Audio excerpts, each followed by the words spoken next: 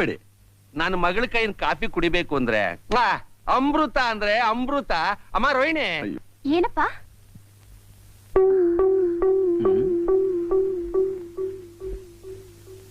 Rohini ಇವ್ರೇನಮ್ಮ?